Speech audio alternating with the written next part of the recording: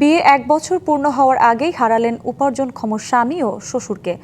সব হারিয়ে অনাগত সন্তানকে বাঁচাতে এখন নিজেই হাসপাতালে যুদ্ধ করছেন আহত নূর আফরিন রুবা। স্বপ্ন দেখেছিলেন স্বামী ও অনাগত সন্তান নিয়ে গড়বেন সুখের নীড়। বুধবার সদরঘাটে এমভি জাকির সম্রাট 3 লঞ্চের ধাক্কায় তার সেই স্বপ্ন এখন শুধুই দুঃস্বপ্ন। এদিকে গতকালের দুর্ঘটনায় লঞ্চের চালক সহ 5 জনকে গ্রেপ্তার করা হয়েছে। দু চোখ বেয়ে অনবরত ঝরছে অশ্রুজল। হাসপাতালের বেডে শুয়ে থাকা নূরের এই আর্তনাদ জবাব নেই কারো কাছেই। বুধবার ঈদের ছুটিতে বাড়ি ফিরতে গিয়ে স্বজন হারানো নূর স্বপ্ন দেখেছিলেন স্বামী সন্তান নিয়ে গড়ে তুলবেন সুখের সংসার। তার সেই স্বপ্ন এখন শুধুই মরীচিকা। আমি বসা অবস্থায় ছিলাম, ওই লঞ্চের যেগুলা দইরা যে ঠেকাইছে নিচের যে ইয়াটা নিচের ইয়ার লাগা আমি বাড়ি খেয়েছি, কানে বাড়ি খেয়েছি।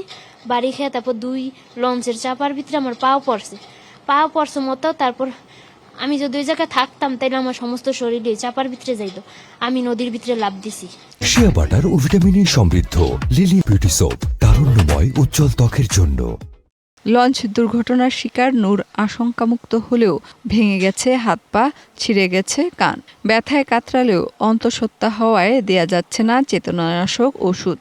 তার ওপর ভয়াল দুর্ঘটনা যেন তাড়িয়ে ফিরছে প্রতি মুহূর্তে।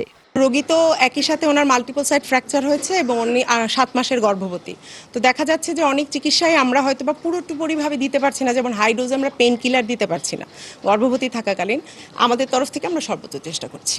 এই ঘটনায় ঘাতক চালক সহ 5 জনকে গ্রেপ্তার করা হয়েছে। নিহত সোহেলের পিতার মরদেহ উদ্ধারের চেষ্টা চলছে।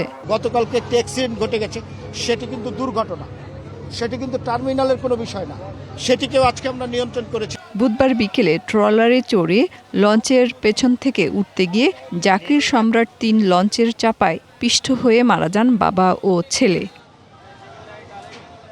মেহের মনি, ডিবিসি নিউজ, ঢাকা।